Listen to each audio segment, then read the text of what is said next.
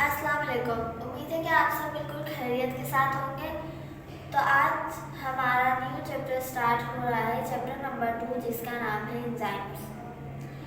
सबसे पहले हम इसके इंट्रोडक्शन की बात करते हैं। तो आप जानते हैं कि हमारी बॉडी में बहुत सारे मेटाबॉलिक रिएक्शंस हो रहे होते हैं। अब हमारे बॉडी में जो बहुत सारे मेटाबॉलिक रिएक्शंस हो रहे होते हैं, उन्हें एक फास्टर रेट पे चलाने के लिए कुछ बायो मॉलिक्यूल की ज़रूरत होती है, कुछ स्पेशल बायो कैटलिस्ट की ज़रूरत होती है, जिसकी वजह से वो रिएक्शन जो है फास्टर स्पीड में चलता है। जैसे कि जब हम लैब वगैरह में जाते हैं, फैक्ट्रीज वगैरह में भी, जहाँ पर जो बड़ी बड़ी इंडस्ट्रीज होती है, वहाँ पर भी जब हम कोई भी रिएक्शन करवाते हैं तो उसे हाई स्पीड में चलाने के लिए हमें उस रिएक्शन में कैटालिस्ट इंट्रोड्यूस करना पड़ता है। तो इसी तरह से हमारी बॉडी में भी बहुत सारी मेटाबॉलिक एक्टिविटीज़ हो रही हैं, बहुत सारी प्रोडक्ट टूट रही है और बहुत सारी बनती है। तो उन सबको मेटाबॉलिक एक्टिविटीज़ को फास्टर रेट पे चलाने के लिए हमारी बॉडी में कुछ स्पेशल सब्सटेंस होते हैं या बायो कैटलिस्ट होते हैं, जिन्हें हम नाम देते हैं एंजाइम्स।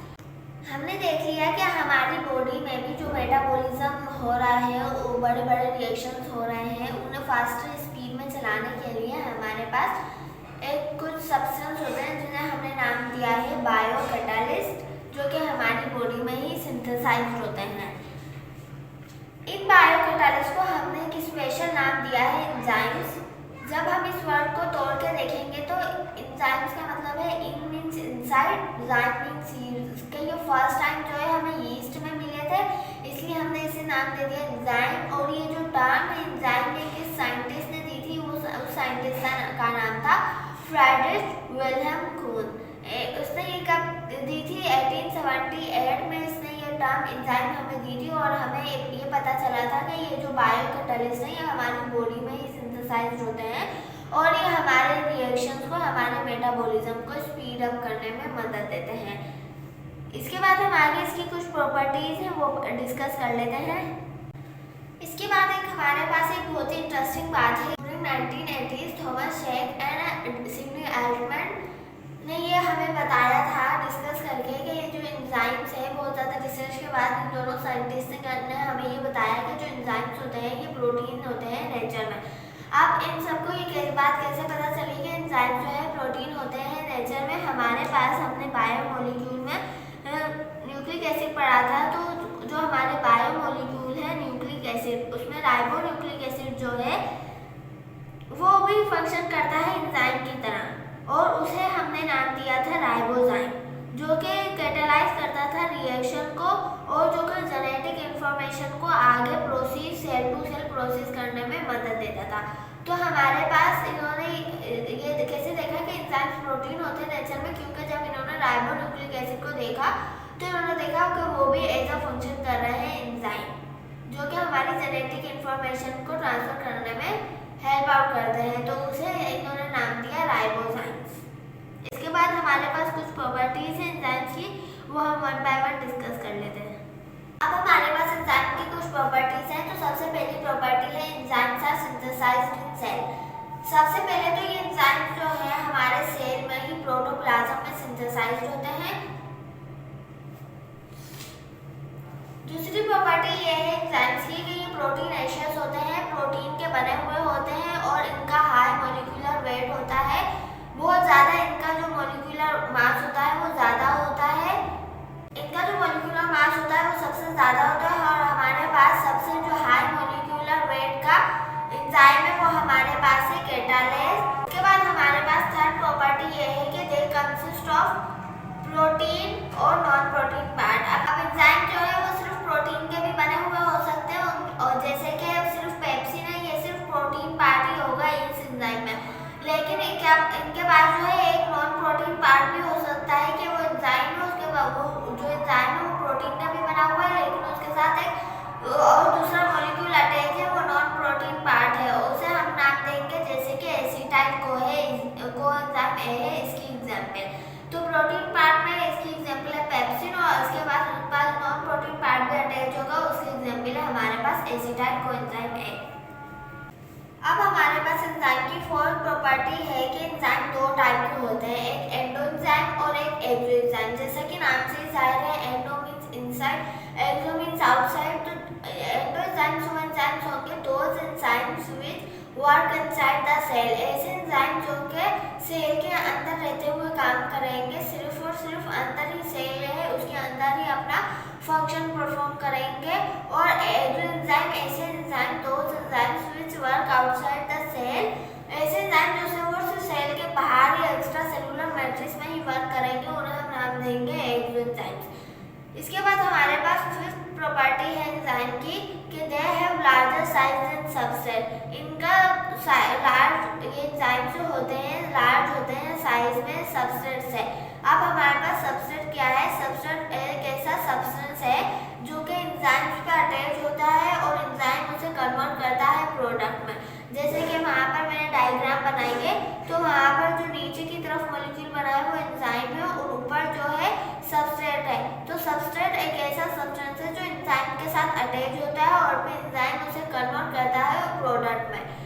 तो एंजाइम का साइज आप देख सकते हैं लार्जर है सबस्ट्रेट के मुकाबले में। तो यहाँ पर इसकी फिफ्थ प्रॉपर्टी यही है कि they have larger size than substrate. इनका साइज जो है वो लार्ज होता है एज कम्पेयर टू सबस्ट्रेट।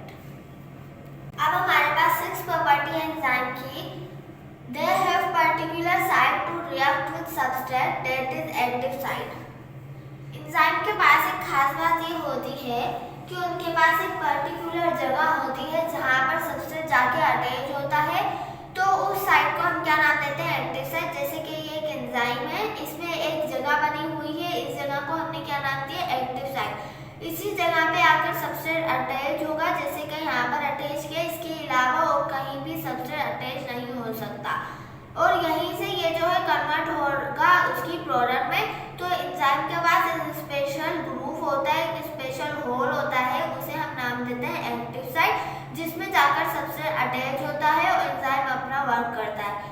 इसके बाद हमारे पास सेवन प्रॉपर्टी एंजाइम की, enzyme can be accelerated by certain ions called activators that is manganese, magnesium, chlorine. Enzyme के पास अगर कुछ सर्टेन आयंस और साल्ट भी लग जाए एंजाइम के साथ इधर, तो ये क्या करते हैं कि बहुत अच्छे तरीके से वर्क करना शुरू कर देते हैं। ये जो सर्टेन आयंस और साल्ट्स होते हैं इन्हें हम एक स्पेशल नाम देते हैं एक्टिवेटर। और एक्टिवेटर्स के हमारे पास कौन कौन से एग्जाम्पल हैं? जैसे कि मैग्नीज, मैग्नीशियम एंड क्लोरीन। यह हमारे पास कुछ आयन या साल्ट होते हैं जो कि एंजाइम को अच्छा वर्क करने में उसकी मदद देते हैं। अब हमारे पास 8 पॉइंट है, enzymes activity can be inhibited by certain factors that is enzyme concentration, substrate concentration. अब हमारे पास एंजाइम जो है प्रॉपर वर्क करता रहेगा अगर उसे अच्छा एनवायरनमेंट मिलता रहेगा, लेकिन इसकी एक्टिविटी असरअंदाज भी हो सकती है कब? जब उसके पास कुछ गलत फैक्टर्स आ जाए, जैसे कि सबस्ट्रेट कंसंट्रेशन, सबस्ट्रेट की कंसंट्रेशन आगे पीछे हो जाए, एंजाइम की कंसंट्रेशन आगे पीछे हो जाए। तो यहाँ हम अभी डिटेल के साथ आगे अपने टॉपिक में डिस्कस करेंगे, तब आपको और ज़्यादा अच्छे से समझ आएगा। अभी के लिए आप बस ये पॉइंट याद रखें कि एंजाइम की एक्टिविटी इनहिबिट हो जाती है, कुछ सर्टेन फैक्टर्स हैं उनके आने से इसकी एक्टिविटी असरअंदाज हो सकती है। इसके बाद हमारे पास 9 पॉइंट है, दे आर pH सेंसिटिव। इस बात का मतलब है कि ये अपनी स्पेसिफिक जो एंजाइम की pH होगी उसी pH में वर्क करेंगे, इसके अलावा ये वर्क नहीं करेंगे, अपनी एक्टिविटी रोक देंगे या इनका स्ट्रक्चर डिस्टर्ब हो जाएगा। ये भी हम इसी टॉपिक में जो फैक्टर अफेक्टेड एंजाइम एक्टिविटी है इसमें हम डिस्कस करेंगे डिटेल के साथ। अभी के लिए इतना याद रखें कि ये pH स्पेसिफिक होते हैं, सेंसिटिव होते हैं, जैसे ही pH चेंज होती है ये अपनी एक्टिविटी को भी रोक देते हैं। इसके बाद हमारे पास पॉइंट है नंबर 10 और ये लास्ट पॉइंट है, इसमें ये कह रहा है कि दे रिमेन केमिकली अनचेंज्ड। इस बात का ये मतलब हुआ कि जब ये रिएक्शन के दौरान ये यूज नहीं होता है। जैसे कि आप यहाँ पर देख सकते हैं ये एक एंजाइम है, इसके साथ सबस्ट्रेट आकर अटैच हुआ, इसने अपना वर्क किया और सबस्ट्रेट को 2 प्रोडक्ट में तोड़ दिया। इसके बाद ये एंजाइम वापस से फ्री है, अब इसके साथ एक और सबस्ट्रेट आके अटैच हो सकता है और ये वापस से अपना वही फंक्शन साइकिल चलती रहेगी। ये जितने मर्जी चाहे जितने मर्जी चाहे सबस्ट्रेट को ब्रेक करता रहेगा उसके प्रोडक्ट में, जब तक इस पर कुछ और फैक्टर असरअंदाज नहीं होते। तो ये थी हमारी प्रॉपर्टीज। इसके बाद हम अपना नेक्स्ट टॉपिक डिस्कस करते हैं। ओके, तो अब हमारे पास है एक इसका आगे नया टॉपिक, स्ट्रक्चर ऑफ एंजाइम। हम ये डिस्कस करने लगे हैं। सबसे पहली बात तो ये आपको पता ही है, जब हमने बायोमोलिक्यूल पढ़ा था तो उसमें जो एंजाइम, जब हम सेकेंडरी, प्राइमरी, टर्शियरी स्ट्रक्चर ये पढ़ रहे थे तो मैंने आपको बताया था कि जो टर्शियरी स्ट्रक्चर है वो एंजाइम्स में पाया जाता है। तो हमने ये बात पहले ही डिस्कस कर ली है कि एंजाइम का जो 3 डायमेंशनल ग्लोबुलर प्रोटीन है, मतलब कि इसका एक टर्शियरी स्ट्रक्चर रखता है एंजाइम।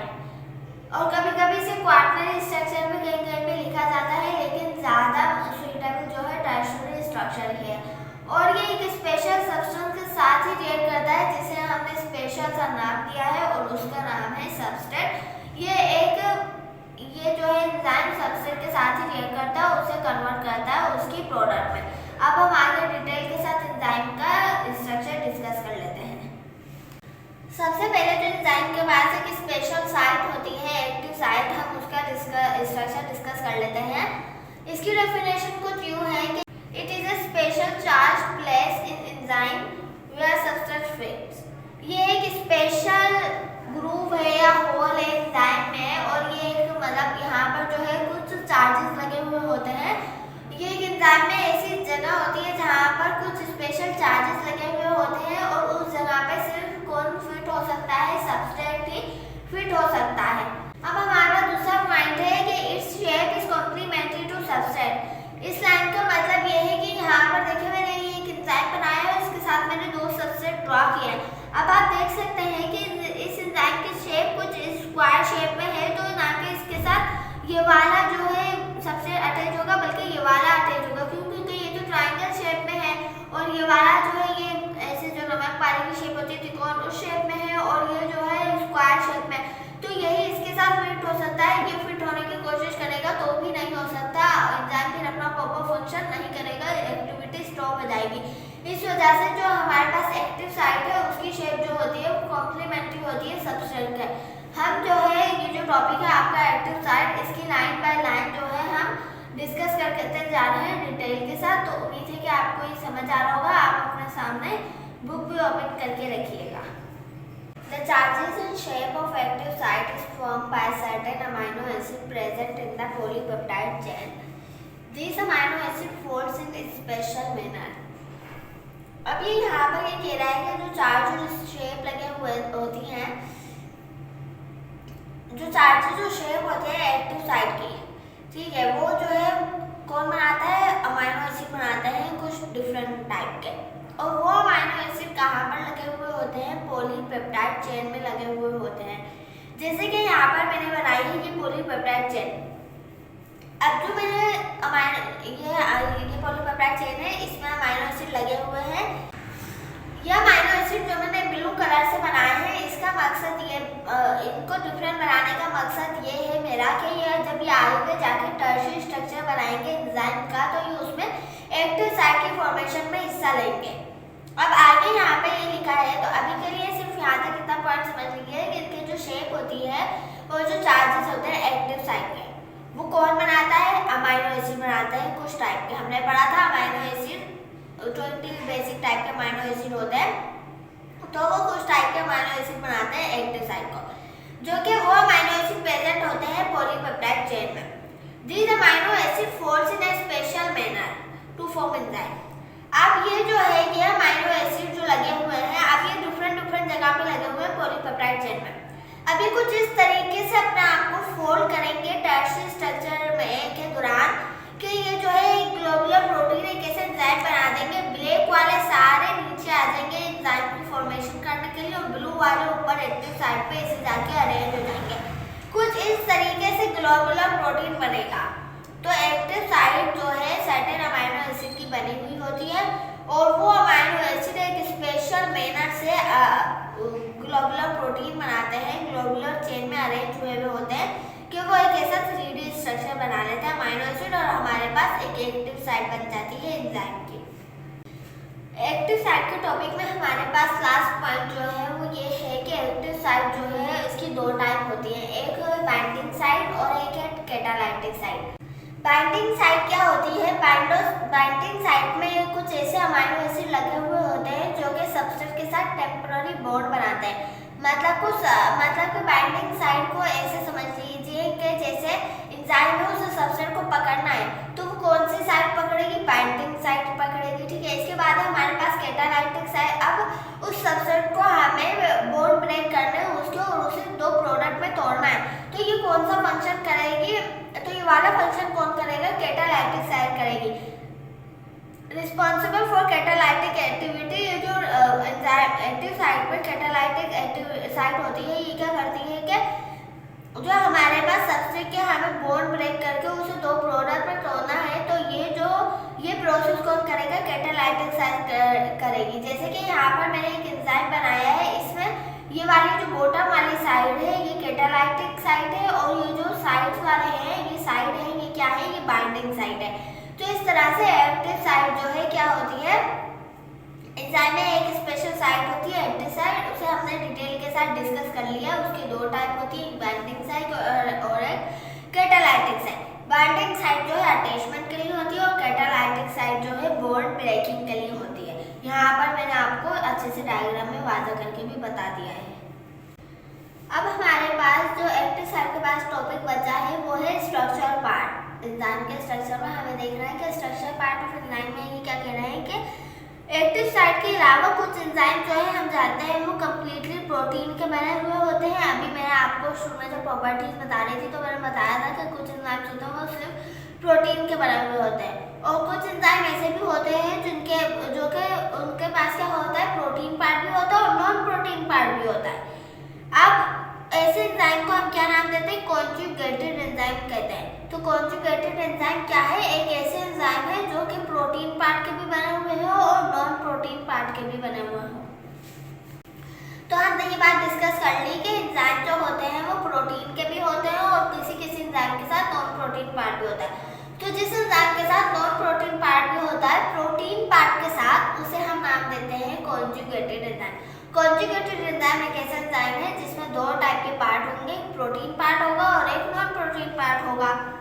कोफैक्टर क्या है? एंजाइम का नॉन प्रोटीन पार्ट है, उसे हमने नाम दिया है कोफैक्टर। कोफैक्टर क्या करता है? ये बाइंडिंग साइट भी बनाता है और कैटालाइटिक साइट भी बनाता है। अभी हमने एक्टिव साइट की दो टाइप पढ़ी, एक बाइंडिंग साइट होती है और एक कैटालाइटिक साइट होती है। तो non protein part binding site भी बनाता है और कैटालाइटिक साइट भी बनाता है। दोनों साइट की फॉर्मेशन में मदद करता है कि नॉन प्रोटीन पार्ट। तो सबसे पहले हम देख लेते हैं हमने इसे क्या नाम दिया है। तो हमारे पास कोफैक्टर क्या है? कॉन्जुगेटेड एंजाइम में जो प्रोटीन और नॉन प्रोटीन पार्ट है, नॉन प्रोटीन पार्ट वाले को हमने नाम दे दिया कोफैक्टर। कोफैक्टर क्या है? नॉन प्रोटीन पार्ट है जो कि कैटालाइटिक साइट भी बनाता है और बाइंडिंग साइट भी बनाता है एंजाइम की। अब हम थोड़ा और आगे चलते हैं। इसके बाद हमारे पास ये पॉइंट है कि the final shape of enzyme will be completed by the attachment of cofactor. Enzyme की जो है फाइनल शेप जब तक नहीं आएगी जब तक उसके साथ कोफैक्टर अटैच नहीं होगा। जाहिर सी बात है कॉन्जुगेटेड एंजाइम में प्रोटीन और नॉन प्रोटीन पार्ट चाहिए हमें लास्ट में, तो जब तक एक हिस्सा नहीं होगा तो एंजाइम अपना फंक्शन कैसे कंप्लीट करेगा? तो एंजाइम की शेप जब तक बनेगी ही नहीं जब तक अटैचमेंट नहीं होगी किसकी? कोफैक्टर की। वहाँ पर देख सकते हैं जो ब्लैक वाला बनाया वो मैंने एक एंजाइम है, क्या उसमें आपको एक एक्टिव साइट दिख रही है कहीं पे? नहीं ना। जब तक एक्टिव साइट इस एंजाइम की किसमें है? कोफैक्टर वाले पार्ट में। जब तक कोफैक्टर ही अटैच नहीं होगा तो एक एंजाइम कंप्लीटली बनेगा ही नहीं। तो वहाँ पर जब ये दोनों चीज़ें अटैच हो जाएंगी तो एक एंजाइम कंप्लीटली बन जाएगा और फिर वो अपने सब्सट्रेट को अटैच करके एक्टिव साइट के साथ क्या बनाएगा? प्रोडक्ट में कन्वर्ट करेगा उसे। तो हमने ये देख लिया कि ये वाली बात अब समझ आ गई होगी कि कोफैक्टर जो है कैटालाइटिक और बाइंडिंग साइट दोनों बनाता है। इस कोफैक्टर में कैटालाइटिक साइट भी है इसके पास और बाइंडिंग साइट भी है। जब तक ये अटैच नहीं होगा प्रोटीन वाले पार्ट के साथ एंजाइम कंप्लीट नहीं होगा। तो इसका मतलब ये कैसे एंजाइम है? कॉन्जुगेटेड एंजाइम है। इसके बाद हमारे पास एक और टर्म है होलो एंजाइम। होलो एंजाइम क्या होता है? ये एक टाइप का एक्टिव एंजाइम होता है। वहाँ पर जो ब्लैक वाला बनाया है मैंने वो क्या एक्टिव एंजाइम दिख रहा है आपको? उसमें कोई आपको एक्टिव साइट दिख रही है आपको जिसके साथ सब्सट्रेट आपका अटैच हो और अपना फंक्शन करे? तो जब तक कोफैक्टर आके अटैच नहीं होगा, जैसे ही कोफैक्टर इसके साथ अटैच होगा, ये एक टाइप का एक्टिव एंजाइम बन जाएगा। इस प्रोटीन पार्ट के साथ नॉन प्रोटीन पार्ट जो कि कोफैक्टर है वो आकर जैसे ही अटैच होगा, ये एक एक्टिव एंजाइम बन गया। मतलब कि ये अब आगे फंक्शन कर सकता है, सबस्ट्रेट को जोड़ सकता है अपने साथ और उसे कन्वर्ट कर सकता है प्रोडक्ट में। तो एक्टिव होलो एंजाइम क्या है? एक टाइप का एक्टिव एंजाइम है। अब हम एक और टर्म है हमारे पास एपो एंजाइम, वो देखते हैं हम क्या है। एपो एंजाइम जो है हमारे पास जब एंजाइम में से कोफैक्टर वाला पार्ट हट जाएगा, नॉन प्रोटीन पार्ट हट जाएगा, तो हमारे पास जो पार्ट बचेगा प्रोटीन पार्ट, हम उसे क्या नाम देंगे? Apo enzyme. या हम इसे दूसरा नाम ये भी दे सकते हैं कि ये अनएक्टिव एंजाइम है। क्यों? क्योंकि इसके पास एक्टिव साइट नहीं है, इसे कोफैक्टर चाहिए लाजमी, तभी ये एक्टिव होगा। तो एपो एंजाइम क्या है? अनएक्टिव एंजाइम है। मतलब कि जब हम एक्टिव एंजाइम में से जिसके पास कोफैक्टर है, जब हम उस कोफैक्टर को रिमूव कर देंगे तो हमारे पास जो पार्ट बचेगा उसे हम एपो एंजाइम कहेंगे। जैसे कि वहाँ पर मैंने बनाया एपो एंजाइम बनाया, उसके साथ जैसे ही मैं एपो एंजाइम एक्टिव नहीं है, उसके पास एक्टिव साइट नहीं है कोई भी, जैसे ही मैं उसके साथ कोफैक्टर अटैच करूंगी वो क्या हो जाएगा? एक्टिव हो जाएगा। वो होलो एंजाइम बन जाएगा कोफैक्टर की प्रेजेंस में। और होलो एंजाइम क्या है? एक्टिव एंजाइम है। मतलब कि उसके पास एक्टिव साइट है, वो अपना फंक्शन परफॉर्म कर सकता है अब अच्छे से। तो ये थी हमारे पास कुछ टर्म्स जिन्हें हमने अच्छे से डिटेल के साथ देख लिया है। इसके बाद वैसे तो हमारे पास कोएंजाइम्स दिए हुए हैं, कोफैक्टर की टाइप्स, कोएंजाइम और प्रोस्टेटिक ग्रुप। लेकिन उससे पहले हम कुछ और बात भी डिस्कस कर लेते हैं। फेडरल के बुक में ये पॉइंट लिखा हुआ है कि कुछ हमने बताया कि ऐसा एंजाइम जिसे कोफैक्टर नहीं चाहिए, उसे हमने क्या बोला था अभी? Apo enzyme. तो हमने उस एपो एंजाइम को कहा कि वो अनएक्टिव एंजाइम है। मतलब उसके पास एक्टिव साइट नहीं है, वो कोई भी फंक्शन करने की एबिलिटी नहीं रखता है अभी, जब तक उसके साथ कोफैक्टर नहीं अटैच होगा। लेकिन हमारी बॉडी में कुछ ऐसे एंजाइम होते हैं जो कोफैक्टर के बिना भी एक्टिव और अनएक्टिव स्टेट शो करते हैं। तो वो कौन होते हैं हम वो डिस्कस कर लेते हैं। तो हमारे पास अभी इसकी एग्जाम्पल ये है कि ऐसे एंजाइम जिन्हें कोफैक्टर नहीं चाहिए लेकिन वो अपनी एक्टिव और इनएक्टिव स्टेट शो करते हैं। तो उस एंजाइम की एग्जाम्पल है पेप्सिन। हमने अभी पढ़ा था कि पेप्सिन जो है एक प्रोटीन पार्ट है, ठीक है ना। ये सिर्फ जो है ये एक ऐसा एंजाइम है जिसमें सिर्फ प्रोटीन पार्ट लगा हुआ है, समझे एपो एंजाइम है। तो एपो एंजाइम भी एक्टिव और इनएक्टिव स्टेट शो करता है कब? जैसे कि हमारे पास एग्जाम्पल है पेप्सिन, एक टाइप का एंजाइम है जो कि प्रोटीन को ब्रेक डाउन करने में मदद देता है। यह हमारे पास गैस्ट्रिक ग्लैंड जो हमारे स्टमक के टमी के जो ग्लैंड होते हैं वहाँ से सिक्रीट होता है in an inactive form. Inactive form में मतलब कि इनएक्टिव फॉर्म पेप्सिन की क्या है? पेप्सिनोजिन है। पेप्सिन की इनएक्टिव फॉर्म है जिसमें पेप्सिनोजिन वर्क नहीं कर सकता। उसके पास कोई भी प्रोटीन का पार्ट आके अटैच होगा तो वो बोलेगा अभी मैं फंक्शन करने के काबिल नहीं हूँ। तो वो कब काबिल होगा फंक्शन करने के लिए? जैसे ही हमारा स्टमक है इसमें समझें कि ये पेप्सिन आया है, ठीक है। पेप्सिन आया है किस फॉर्म में? पेप्सिनोजिन की फॉर्म में। ये पेप्सिनोजिन बनाया मैंने। इसके साथ आप देखते हैं एक ब्लू कलर का पार्ट अटैच है एक्टिव साइड पे। अभी हमारे पास प्रोटीन है, इसे इधर जाके ये सबस्ट्रेट है, इसे इधर जाके टूटना है। लेकिन ये बोल रहा है मैं यहाँ तो मेरी जगह ही बन रही है। तो क्या है कि ये पेप्सिनोजिन है, इसके साथ इनएक्टिव फॉर्म है। ये कैसे इनएक्टिव फॉर्म है? क्यों? इसके साथ एक और जो है ना एक पॉलीपेप्टाइड का एक्स्ट्रा पॉलीपेप्टाइड का फ्रेगमेंट अटैच है ये। तो जैसे ही ये हटेगा, अभी कब हटेगा? जैसे ही HCl आएगा ना स्टमक में, HCl रिलीज होगा, हाइड्रोक्लोरिक एसिड। तो ये एंजाइम पेप्सिनोजिन है अपने ऊपर से ये फ्रेगमेंट है ये हटा लेगा और बोलेगा हाँ भाई अब सबसे तुम आ जाओ, मैं तुम्हारे मतलब प्रोडक्ट में तोड़ देता हूँ। तो ये किसकी प्रेजेंस में एक्टिव हो जाएगा? पेप्सिनोजिन। HCl की प्रेजेंस में ये पेप्सिन बन जाएगा। तो अभी ये इनएक्टिव फॉर्म है, मतलब कि ये एपो एंजाइम है। और अब ये पेप्सिन की फॉर्म में आ गया, मतलब कि ये एक होलो एंजाइम बन गया। तो ये थी हमारे पास एक एग्जाम्पल। उम्मीद है कि आपको protein part, non protein part ये सब अच्छे से समझ आ गए होंगे। अब हमारे पास है टाइप्स ऑफ कोफैक्टर, वो हम समझ लेते हैं। अब हमारे पास अपना नेक्स्ट टॉपिक है टाइप्स ऑफ कोफैक्टर। हम जानते हैं कि कोफैक्टर क्या है? प्रोटीन एंजाइम का नॉन प्रोटीन पार्ट है, ठीक है। तो अब ये भी बहुत सारे टाइप्स का होता है। दो टाइप है इसकी, एक इनऑर्गेनिक और एक ऑर्गेनिक। सबसे पहले हम डिस्कस कर लेते हैं इनऑर्गेनिक कोफैक्टर्स। इनऑर्गेनिक कोफैक्टर्स कौन से होते हैं? ये कुछ मेटालिक आयन होते हैं जैसे कि आयरन, मैग्नीशियम, कॉपर, जिंक वगैरह। ठीक है, मेटालिक आयन्स होते हैं और ये सब्सट्रेट के साथ जब भी बाइंड होते हैं, ये एंजाइम के साथ जब भी बाइंड हो सकते हैं जब उनके साथ सब्सट्रेट जाके जुड़ा हो, मतलब कि ये हट सकते हैं और लग भी सकते हैं। जब इनका काम होगा जब ये लगेंगे और जब इनका काम खत्म हो जाएगा ये हट जाएंगे। अभी हम देखते हैं कैसे। तो सबसे पहले इनऑर्गेनिक कोफैक्टर कौन कौन से होते हैं?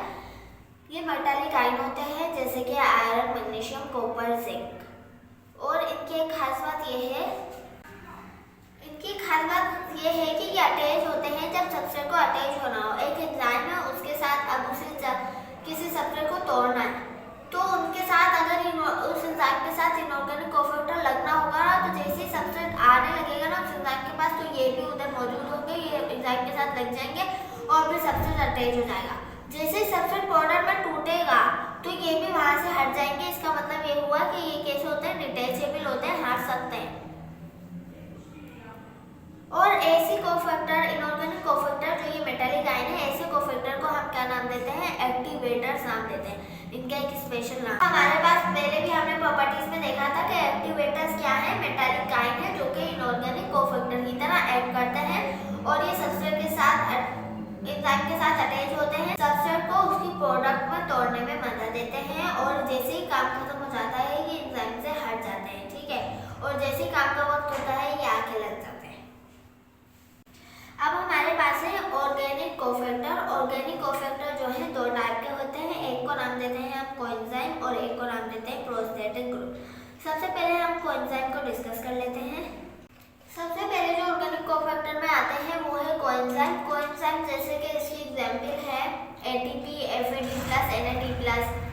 जैसे ATP जाके लगती है और एनर्जी प्रोवाइड करती है, तो ये भी क्या है? एक टाइप का कोफैक्टर है। अब कोएंजाइम कहाँ से डिराइव हुए हैं, कहाँ से बनते हैं? ये विटामिन के डेरिवेटिव है। सबसे इम्पोर्टेंट बात है, ये बहुत ज़्यादा इम्पोर्टेंट MCQ है कि कोएंजाइम जो है वो डेरिवेटिव होते हैं विटामिन के। इसके बाद जो कोएंजाइम है वो भी डिटैचेबल होते हैं। इस बात का मतलब ये है कि एंजाइम के साथ ये उस वक्त जाकर लगते हैं जब सब्सट्रेट को अटैच होना होता है। जैसे ही सब्सट्रेट प्रोडक्ट में टूट जाता है तो कोफैक्टर, ये वाला कोफैक्टर कोएंजाइम जो है ये भी हट जाते हैं। मतलब जब काम का वक्त होता है तो ये जाकर लगते हैं और जैसे ही काम पूरा होता है ये वहाँ से हट जाते हैं। तो ये भी जो है डिटैचेबल कोफैक्टर है। इसके बाद हमारे पास ऑर्गेनिक कोफैक्टर में आते हैं प्रोस्थेटिक ग्रुप। अब हमारे पास ऑर्गेनिक कोफैक्टर में दूसरे जो आता है वो है प्रोस्थेटिक ग्रुप। प्रोस्थेटिक ग्रुप की खास बात यह है कि ये अपने जो एंजाइम है इनके साथ जो है कोवैलेंटली बॉन्ड कर लेते हैं, मतलब परमानेंट बॉन्ड कर लेते हैं। ये डिटैच नहीं हो सकते, ये हमेशा एंजाइम के साथ लगे रहते हैं। जैसे कि इसकी सबसे बेस्ट एग्जांपल जो है, आपने क्लोरोफिल का स्ट्रक्चर देखा होगा। उसके सेंटर में एक उसका जो हेड होता है, क्लोरोफिल में दो चीज होती है, एक हेड और एक टेल होती है। तो उसके हेड में जो कि पोरफायरिन रिंग है उसमें जो है एक सेंटर पे एक एटम लगा हुआ होता है मैग्नीशियम। तो मैग्नीशियम किसकी एग्जांपल है? प्रोस्थेटिक ग्रुप की एग्जांपल है। ये अपने क्लोरोफिल के साथ कोवैलेंटली बॉन्ड कर लेता है और ये हमेशा उसके साथ लगा रहता है। उम्मीद है कि आपको ये लेक्चर बिल्कुल अच्छे के साथ समझ आया होगा। अब हमारा जो आगे कुछ मॉडल्स हैं वो सब हम डिस्कस करेंगे नेक्स्ट लेक्चर में। अगर आपको मेरी वीडियो ये पसंद आई होगी तो लाइक करें, सब्सक्राइब करें चैनल को और हमारे चैनल के साथ कनेक्ट रहिए। नेक्स्ट वीडियो के लिए अल्लाह हाफिज़।